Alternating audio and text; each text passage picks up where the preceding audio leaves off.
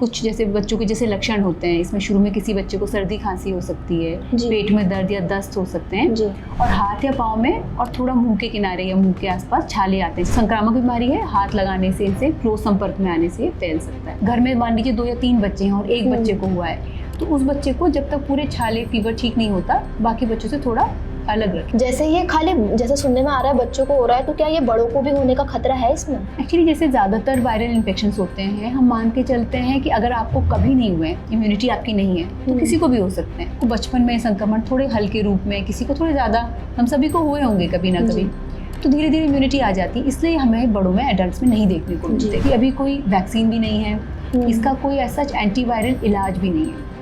तो ये इन्फेक्शन होता है और बच्चे इससे रिकवर कर जाते हैं। इसमें दिक्कत क्या आती है, देखिए कुछ आपके हाथ या पाँव में कुछ दिन तक छाले आते हैं, तो आपको साफ सफाई रखनी है। बस दिक्कत कब आती है, मान लीजिए बच्चे के मुंह के अंदर छाले हैं, तो वो बच्चा खाना पीना कम कर देता है। साफ सफाई रख रहे हैं, बच्चा खुजला के पस नहीं बना रहा है और बच्चा पर्याप्त मात्रा में पानी पी रहा है, तो 5-6 दिन में बच्चा रिकवर कर जाएगा। ठीक है, इसमें क्या है, देखिए वायरल इन्फेक्शन है तो आपको बहुत ज़्यादा दवाइयों पे जोर नहीं देना है।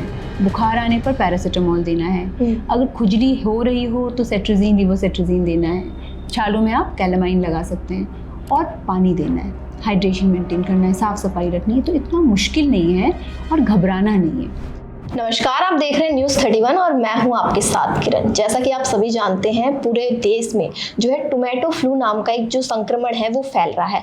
तो उत्तराखंड में इसके लिए जो है पहले से ही कोशिश की जा रही है कि लोग सावधान रहें और बच्चों को, जैसे जहाँ तक सुनने में आ रहा है कि बच्चों को इसका संक्रमण ज़्यादा हो रहा है, तो बच्चों को कैसे सुरक्षा में रखें। इसलिए आज जो है हम सुशीला तिवारी अस्पताल में मौजूद हैं और यहाँ पर हमारे साथ बाल रोग विशेषज्ञ डॉक्टर ऋतु रखोलिया मैम जी हमारे साथ मौजूद हैं। तो इनसे बातचीत करते हैं और जानने की कोशिश करेंगे कि टोमेटो फ्लू जो संक्रमण है वो है क्या और इसके ये कैसे फैल रहा है, इससे कैसे बच सकते हैं। नमस्कार मैम। नमस्कार किरण, कैसे हो आप? बढ़िया मैम। तो मेरा सबसे पहला सवाल मैम यही रहेगा, टोमेटो फ्लू जो ये संक्रमण फैल रहा है ये है क्या चीज़? एक्चुअली इसको हम हैंड फुट माउथ डिजीज़ बोलते हैं। तो एक वायरल संक्रमण है जो कि कॉक्सैकी A16 होता है या एंट्रोवायरस 17, 2 तरीके के वायरसेस के थ्रू ये फैलता है। तो जैसे सारे वायरस संक्रमण हैं, कुछ जैसे बच्चों के जैसे लक्षण होते हैं, इसमें शुरू में किसी बच्चे को सर्दी खांसी हो सकती है, पेट में दर्द या दस्त हो सकते हैं और हाथ या पाँव में और थोड़ा मुंह के किनारे या मुंह के आसपास छाले आते हैं, जैसे हैंड फुट माउथ, जिसके से नाम से ही पता चलता है, हाथ में, मुंह में और इसके हाथ पर छाले आते हैं। तो जिस बच्चे को मान लीजिए सर्दी खांसी है तो उसके छींकों के थ्रू या दस्त हो रहे हैं तो लैट्रिन के थ्रू, क्योंकि एंट्रोवायरस है। और छालों में अगर हम टच कर रहे हैं तो ये मतलब संक्रामक बीमारी है, हाथ लगाने से, इनसे क्लोज संपर्क में आने से ये फैल सकता है। जी, तो इससे बचा कैसे जाएगा, क्या प्रिवेंशन लेने पड़ेंगे? तो इसमें देखिए, जैसे मान लीजिए किसी कोई संक्रमण है, अगर आपको एक बार संक्रमण हो गया तो यूजुअली आपको दोबारा नहीं होता जी। और अगर आपको कोई संक्रमण है, किसी इंसान को संक्रमण है, तो उस इंसान को उससे आप थोड़ा दूर रहें। तो बचने का यही तरीका है। और आप फ्रीक्वेंटली हैंड वॉश वगैरह करें। सर्दी खांसी है किसी को, अगर सर्दी खांसी हो रही है तो उसमें आप मास्क वगैरह लगाएं जी।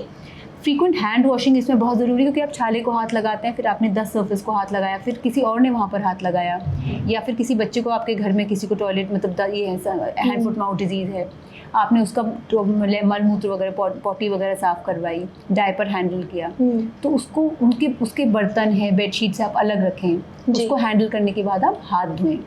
और अगर आपका बच्चा बीमार है तो उसको कुछ दिन स्कूल मत भेजिए, आप बाकी बच्चों के साथ खेलने मत भेजिए। घर में मान लीजिए 2 या 3 बच्चे हैं और एक बच्चे को हुआ है, तो उस बच्चे को जब तक पूरे छाले फीवर ठीक नहीं होता बाकी बच्चों से थोड़ा अलग रखें जी।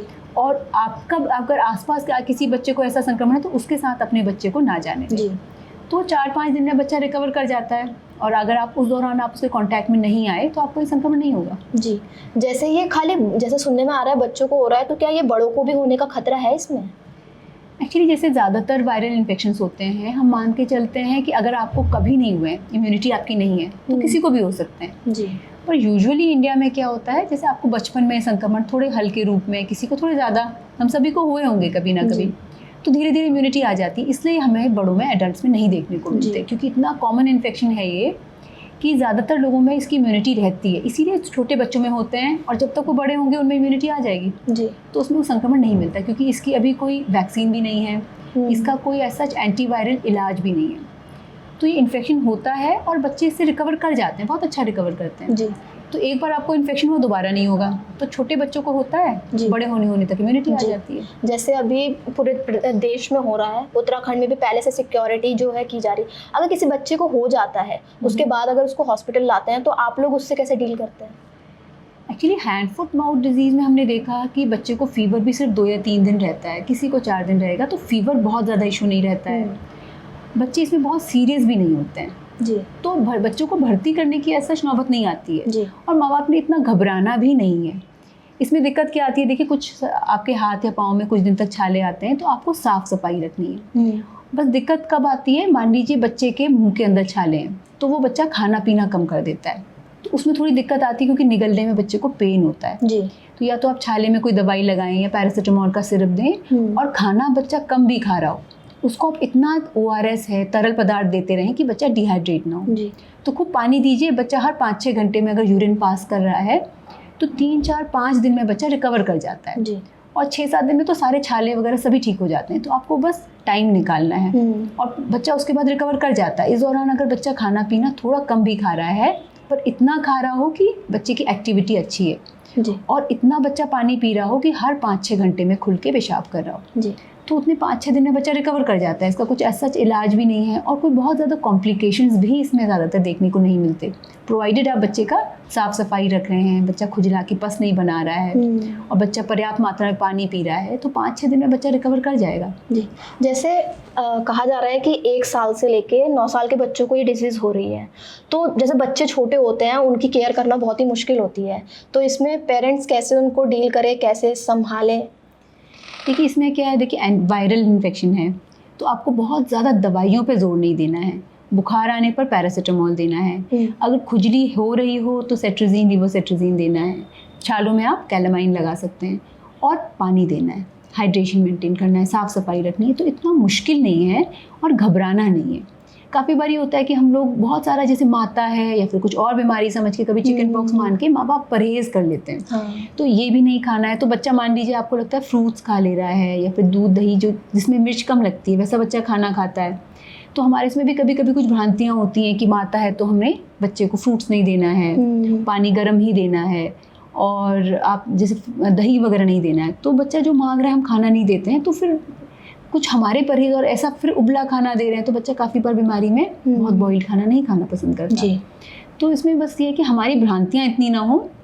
तो इसमें यूजुअली एक वायरल इन्फेक्शन है, बच्चा रिकवर कर जाता है, तो जो बच्चा शौक से खाता हो थोड़ा बहुत वो खाना बच्चा खा लेता है और जिसमें मिर्च कम लगे वैसा खाना हो, जो इजीली लिक्विड हो वैसा खाना दें और खूब लिक्विड मतलब पानी खूब दें। जैसे आपने चिकन पॉक्स का मेंशन किया, तो अगर सिम्टम्स देखें इसके तो लगभग देखने में चिकन पॉक्स की तरह ही लग रहा है, तो क्या दोनों चीज़ें कितनी अलग हैं एक दूसरे से? देखिए बिल्कुल ही अलग हैं, क्योंकि देखिए चिकन पॉक्स होता है आपका हर्पीज़ वायरस से और उसमें फीवर कम होता है, पर उसमें जो दाने आते हैं पहले चेहरे में आते हैं, सर के पीछे से आते हैं चेहरे में, फिर पेट में, छाती में बहुत दाने होते हैं, फिर वो हाथ पाँव में फैलते हैं। और चिकन पॉक्स से दाने शुरू में मच्छर काटे जैसे दाने लगते हैं, फिर उसमें पानी भरता है, फिर वाइट रंग के होते हैं, फिर वो काले होके सूखते हैं। तो चिकन पॉक्स में लेकिन कुछ बच्चों में, जैसे बहुत 1 साल से छोटा बच्चा है या 10 साल से बड़े बच्चों में दाग छूटने का भी डर रहता है और किसी बच्चे में निमोनिया या कुछ और कॉम्प्लिकेशंस भी होती हैं। हालांकि ज़्यादातर बच्चे चिकन पॉक्स में भी बहुत अच्छा रिकवर करते हैं।